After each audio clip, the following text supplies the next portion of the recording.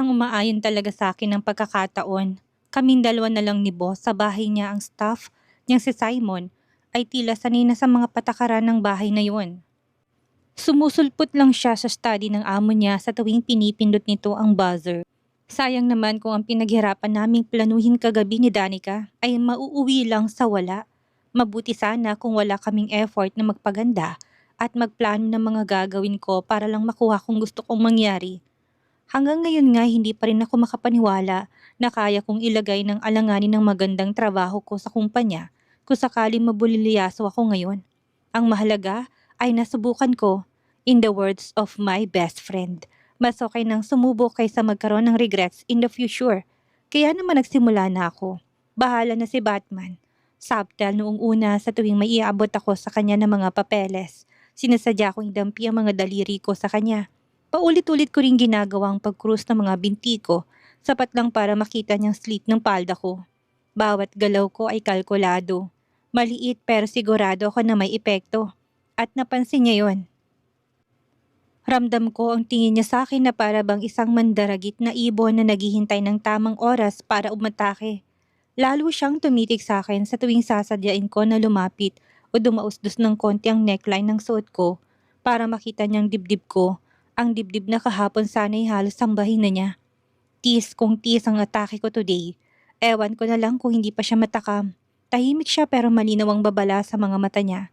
Malapit na siyang sumabog at hinihintay ko yon. Ang sunod kong ginawa yung tumayo para kunin ang isang file sa kabilang side ng mesa. Sinadya kong dumaan malapit sa kanya. Sinadya ko rin na ikiskis ng maranang hinaharap ko sa balikat niya. Nang yumuko ako para kunin yon. Bumaba ng konti ang neckline ng damit ko. Huminto siya sa paghinga. Lumingon ako at bumulong malapit sa tenga niya. Boss, parang may mali sa report na to. Pakicheck naman po. Baka namamalikmata lang ako. At doon na siya nawala ng kontrol. Walang sabi-sabi na pinagpag ni boss ang mga papel sa mesa. Nagliparan ng iba sa sahig. Hinawakan niyang bewang ko at sa isang iglap. Inupo ako sa mesa. Pumesto siya sa pagitan ng mga binti ko. Magkadikit kami na para bang kahit na hangin hindi makakalusot sa pagitan namin. At sa mababang tinig, sinabi niya na, Miss Moretti, kapag hindi ka pa tumigil, matutupad ko lahat ng mga hindi ko pa sinasabi sa'yo. Dito mismo sa mesa na to. Kanina mo pa ako pinapainan ng mga bagay na gusto ko. Paano kung pwersahan kung kunin sa'yo yan? Siguro naman hindi ka magsasampa ng kaso dahil ikaw naman ang nagbibigay ng motibo. Tumingin ako sa mga mata niya, nakangiti na may pang-aakit. Motibo, Mr. Russo? Hindi ko alam kung paano ang sinasabi niyo. At saka anong hindi niyo pa nasasabi sa akin? Delikado yung salita na yan. Sige ka, patola pa naman ako ngayong araw. Lahat ng pangako ko tinutupad ko. Sagot niya, hindi nagbibiro. To cease to believe, boss. Sinadya kong lambingan ng boses ko para lalo siyang mawala sa katinuan niya. That's right. How about? At hinalikan niya ako. Hindi lang basta halik na ginawad niya sa akin. Ito yung tipo ng halik na matagal nang pinipigil. Mainit, malalim at puno ng pananabik. Bilang ganti, yumakap ako sa leeg niya. Nilaro ng mga daliri kong buhok niya habang bumibilis ang tibok ng puso ko. Wala na kaming pakialam. Nawala ng mundo, kami na lang ang nandoon. Kami at ang init ng mga puso na kailangang pagbigyan. Naramdaman kong hiniga niya ako sa mesa habang hinahalikan ng leeg ko. Ang mga kamay niya gumagapang sa bewang ko. Parang hinuhulmang katawan ko. Kinakabisado. Unti-unting gumapang paitaas ang laylayan ng suot kong damit at ramdam kong lamig ng aircon sa balat ko. Hindi na mahalaga kung anong susunod. Ang mahalaga ay siya, ang haplos niya, ang init niya. Yun lang at doon kami nastorbo. Tumunog ang phone niya ng malakas. Paulit-ulit, napasinghap si boss sa inis. Yun pa talaga, bulong niya. Pinatong ang noon niya sa noo ko. Natawa ako, habol hininga. Hayaan mo na yan. Pero tumunog ulit ang phone niya. Alam kong yun ang special tone niya para kay Sir Hugo. Napabuntong hininga siya. Dinampot ang phone at sinagot ito sa speaker. Hugo, makinig ka sa akin. Sana importante to. Iritadong sagot niya. Sinira mo isang bagay na sobrang importante. Narinig namin ang boses ng kaibigan niya sa kabilang linyang puno ng panunukso. Grabe, Ribs. Ngayon lang, magkasama na kayo buong araw. Ang bagal mo naman. Nag-training ka naman ng maayos sa akin. Namula ako sa hiya dahil tama siya. Parang may third eye si Sir Hugo at sa amin dalawa lang ni boss gumagana yun. Umiling lang si boss, sira ka talaga. Sira pero mabilis mag-isip. Makinig ka, nag-aalala si Suarez. May hinala siya na baka may nakahalata na sa ginagawa natin. May ilang importanteng dokumentong nawawala. Napawi ang init sa mga mata ni boss at napalitan ng seryosong pag-aalala. Kung ganitong pati si Mr. Suarez ay nag-aalala, ibig sabihin mas malaki at malalim ang problema ng kumpanya. Tahimik ako nang bumaba sa mesa at tinayos ang damit ko habang pinupulot ang mga nagkalat na papel sa sahig. Nagiba ang ihip ng hangin sa loob mula mainit hanggang sa naging malamig at formal. Real quick, hindi dapat nila alam yan. Hindi ba yun ang plano? Sabi ni boss, tensyonado. Paano nila malalaman? Inaayos na as of now. Yung tech guy ni Suarez, chinecheck lahat ng devices. Malalaman natin kung saan ang galing ang leak, kung meron man. Okay, keep me updated. Mahinang sagot ni boss. Salamat. Floyd, nag-update lang naman ako. Sorry na kung naistorbo kong ginagawa niyo. Balikan mo na yung iniwan mong eksena. Huling biro ni Sir Hugo bago ibinaba ang tawag. Napailing si boss sabay kamot sa buhok nang tumingin sa akin na nakayuko pa rin at nagpupulot ng mga nagkalat na papel, ngumiti siya. Dapat tinutulungan kita sa pagpulot niyan, aniya. Pero ang ganda ng tanawin, sayang naman kung pipikit ako. Lumingon ako, nakangiting pilya. So hindi mo mamasamain kung medyo tatagalan ko. Alam naming parehong hindi pa tapos ito. Ang apoy ay nandyan pa rin. Naputo lang pansamantala. Hindi na, bilisan na natin. Ako na mismong naging formal.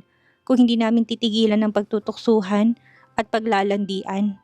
Wala kaming matatapos. Matapos naming pulutin ang nagkalat ng mga papel, bumalik kami ni boss sa pag-aayos ng mga bank records. Gabi na pero malayo pa kami sa... Napakarami pa rin. Kahit na may ginawa na kami sa laptop, mano-manong pag-check ng mga resibo para mas makita namin kung sakaling may discrepancy nga. Professional mode kami ulit at hindi na naulit pa ang landian. Si Simon naman ipatuloy sa pagre-refill ng kape at tubig sa amin sa study. Kitang-kita na sa mukha naming pareho ang pagod. Gusto nang bumigay ng likod ko pero kung titigil kami, malaki ang posibilidad na mauwi lang kami sa lampungan. Sa wakas, inalok niya ako na magpahinga at kumain na muna. Nakaramdam din siguro siya ng pagod. Habang kausap niya si Sir Hugo sa phone niya, tinawagan ko naman si Danica para kumustahin si Liam. Baka gabihin ako dito, ang dami pa kasing kailangan gawin. Hindi ko naman ina-expect na ganito karami ang records nila na hindi na-check. Huy, kalma lang. Okay na okay kami ni Liam dito. Enjoy na enjoy basta ang paboritong ninang niyang kasama niya. Masiglang sagot ni Danica sa kabilang linya.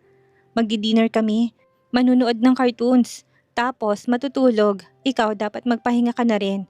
Mag-freshen up ka at akitin mo na yung boss mo. Huwag mo sayangin yung outfit na pinili pa nating mabuti. Kailangang bukas may after X glow ka. Danica, nagtatrabaho ako, tanggi ko. Kunwari seryoso pero hindi mapigilan ng tawa dahil kagabi pa lang ay sumang-ayon na ako sa plano. Sus, 2 oras lang yan. Hindi ka mamamatay. In fact, mapupunta ka pa sa langit. Pero ibang langit nga lang, sagot niya, tumatawa pa rin. Huwag ka mag-alala sa amin dito. Wala ka sa abroad. Work at nandi lang yan. At kung inaalala mong anak mo, masaya at aliw na aliw sa akin. Alam mo namang gustong gusto ko siyang kasama. Kaya tigilan mo yung pag-aalala at mabuhay ka naman ng konti. Magpadilig ka. Okay na. Salamat. Halikan mo si baby ko para sa akin. Sabi ko habang ngumiti at paglingon ko, nandun si boss, tahimik na nakamasid. Kung kailangan mong umuwi para kay Liam, naintindihan ko, malumanin niyang sabi. Mukhang aabutin tayo ng magdamag dito. Kaya ko namang tapusin ito na mag-isa, Miss Moretti. Mas mabilis kung dalawa tayo, saka si Liam inagaw na ni Danica ang atensyon niya. Buong buo, baka nga pag-uwi ko tita na lang ang itawag sa akin ng anak ko dahil spoiled na spoiled kay Danica. Kaya no worries, I'll stay. Sagot ko na nakangiti. Hindi papayag si Danica kung maaga akong uuwi. Baka nga itakwil pa ako noon dahil sinayang ko opportunity. Para na kayong magkapatid ni Danica, no? Puna niya. Gaya niyo ni Sir Hugo, balik kong tugon, tumango siya. Gumiti at saka hinila ako papunta sa dining table. Tara na, Miss Moretti. Kailangan kita na may laman ng tiyan at gumaganang utak. Marami pang nakaantabi na trabaho sa atin. Bonus na lang na magandang kasama ko. May mas gana akong magtrabaho. Kumain kami ng maayos. Light dinner lang. Nag-order lang siya ng Chinese cuisine at nagkwentuhan kami habang kumakain. Tinanong niya ako tungkol sa pamilya ko at kung bakit ko piniling kursong international business sa dami ng mga pwede kong kunin at kung kamusta na si Liam at kung anong gusto naming gawin kapag wala akong trabaho. Ramdam kong interesado siyang malaman kung sinong tatay ni Liam pero hindi pa siya nagtatanong. Kasalanan ko rin naman, nangako ako na ibabahagi ko sa kanyang kwentong iyon sa ibang araw. Hindi ko rin alam kung paano niya tatanggapin ang totoo at sa totoo lang kinakabahan ako. Francesca, sabi niya habang hinihilot ang sentido, pwede ba tayong magpahinga ng konti pa bago bumalik sa trabaho? Parang sasabog ng utak ko. Ikaw ang boss? Sagot ko at sinabayan pa ng kindat. Buong gabi naman yata tayo nandito. Gusto kong i-text si Danica at sabihin sa kanya na gumagaling na talaga ako sa pakikipaglandian at alam ko magiging proud siya sa improvements ko. Pero nasa isang mesang bag ko, tinatamad na rin akong gumalaw. Gusto ko ring iunat ang likod ko. Lumipat ako sa malambot na sofa sa sala. Halika dito, ang lambot ng couch na to. Parang kasalanan ko hindi natin mapapakinabangan. Ang totoo, ikaw ang hindi ko mapakinabangan, hindi ang sofang yan. Ang hirap mong iwasan. Alam mo ba yun? Sabi niya na may kislap sa mga mata at yumuko para bumulong sa tenga ko. Kanina pa ako nagtitimpi. Ramdam kong hininga niya sa balat ko bago niya ako inalikan sa ilalim ng tenga sa isa sa mga pinakasensitibong bahagi ng katawan ko. Ang isang tuhod niyang nakatukot sa sofa. Ang isang kamay naman ay nasa batok ko. Pakiramdam ko'y wala akong kawala. Pero gusto ko ng ganun. Gusto ko makulong sa bisig niya. Buong araw kitang tinitingnan. Alam mo ba yon? Pinipigilan ko sarili kong lapain ka. Pero kaninang halos nandun na tayo. At halos okay ng lahat. Si Hugo naman ang sumingit. Tumingin siya sa mga mata ko. Francesca Moretti, mababaliw ako sa'yo. Hindi pa ako nakakasagot, hinalikan niya ako. Mainit, marahas, totoo. Gumapang mga kamay ko sa batok niya. Hinila ko siya palapit. Dahan-dahan niya akong inihiga sa sofa. Magkadikit ng mga katawan namin. Bumibilis ang tibok ng puso tininga. Sandaling huminto siya para titigan ako. Ang noo niya nakadikit sa akin. Gusto kitang dalahin sa kama ko. Aniya, pausang tinig. Gusto kitang makasama hindi lang ngayong gabi kundi ngayon. Alam kong gusto mo rin to. Nakikita ko sa mga mata mo. Tigilan mo ng pagpipigil. Let it happen. Ngumiti ako at marahang hinaplos ang panga niya. Kung alam niya lang, kailan ba ako nagpigil sa'yo? Sa tuwing hinahawakan mo ko, nawawala ako sa sarili. Gusto kita, Floyd Russo. Gusto kita ng buong buo. Doon siyang ngumiti, malalim, totoo at nakakatunaw. Wala na siyang sinabi. Tumayo siya at buhat-buhat ako sa kanyang mga bisig. At gaya ng gusto niya, hinatid niya ako papunta sa kwarto niya. Pagpasok pa lang namin sa kwarto niya, marahan niya akong ibinabat niyakap ng mahigpit. Walang pagkatubiling hinalikan niya ako ng malalim. Mainit at para bang kami lang ang tao sa mundo. Sa dami ng kape na nakonsumo naming pareho, lasang kape pang labi niya at malamang ay ganun din ang akin. Pero sa puntong ito, hindi na yun mahalaga. Ang mahalaga sa amin na yung bagong layang damdamin namin. Sa bawat paghinga niya, lalong lumulubog ang damdamin ko sa presensya niya. Ang Floyd Russo na to, ang tanging lalaking ganito kabilis na nakuha ako, sunod sa tatay ni Liam. Aminado ako na dahil sa bagay na yon, medyo may takot ako. Paano kung maulit mo niyang nangyari sa masquerade ball na yon? Tigilan mo nga yung intrusive thoughts mo, Francesca. Ibang tatay ni Liam, wala siyang pagkakakilanlan. At ito, ibang sitwasyon ngayon. Boss mo siya at kilala mo siya, huwag mo munang isipin ang pagkatapos. Isipin mo ngayon, litanya ko sa sarili ko. Mahigpit ang pagkakayakap niya sa bewang ko para bang ayaw niya na akong bitawan. Para bang ayaw niya na ako magkaroon ng dahilan para hindi pa tumaituloy. Sumagi sa isip kong sinabi ko kay Sir Hugo kahapon na kung may mangyayari sa amin ng boss ko, tsaka na hindi yan magaganap sa opisina. At tama ako dahil kinabukasan pala sa bahay niya mangyayaring hinihintay naming tagpo. Sa pagkakataong ito, hindi na kami magkakasya sa tuksuhan lang at sa patis-tis namin na nakakasakit lang ng puso at damdamin. This is it, pansit. Tama lang pala na bago't magandang mga underwear na suot ko. Sandali siya huminto para makipagtitigan sa akin. Saka dinikit ang noo sa akin. Pagkatapos pinikit niyang mga mata at may pagkamagaspang ang tinig niya. Hindi dahil siya galit ko hindi sa damdamin. Ang husky voice pa lang niya ay sapat na para labasan ako. Literal.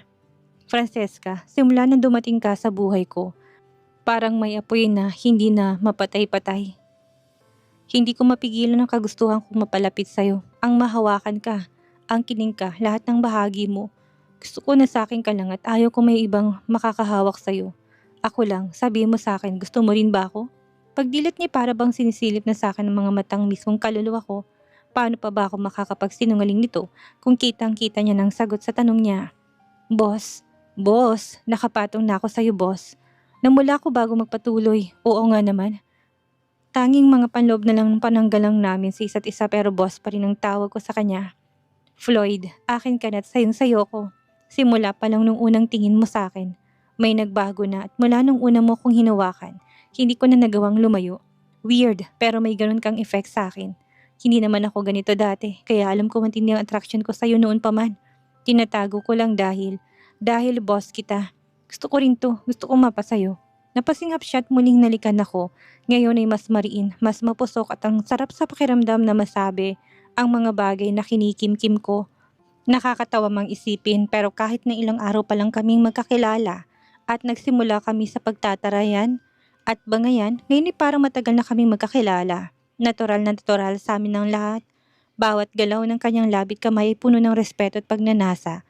Dahan-dahan niyang hinawi pababa ang damit ko mula sa balikat ko. Parang bawat pulgada ng balat ay isang kayamanang ayaw niyang madaliin. Ninanamnam niyang tanawin. Dim light ang kwarto niya, kaya nakikita namin ang lahat pati ng ekspresyon at emosyon ng isa't isa. Kung akong tatanungin, hindi lang basta libog ang gusto kong maging resulta ng gabing ito. Gusto ko na mas malalim pa doon pero alam ko din na masyado pang maaga para hingin yon o umasa sa ganun. I'm just living the moment now. Kung ano man ang magiging kalabasan ng gabing ito. Again, bahala na si Batman. You're one of a kind, Francesca. Bulong niya habang hinahalikan ng leeg ko. I want to remember every inch of you. Pagharap ko sa kanya ng buong buo, hindi kong pigilan ng ngiti. Ngayon ako naman, tahimik siyang tumayo.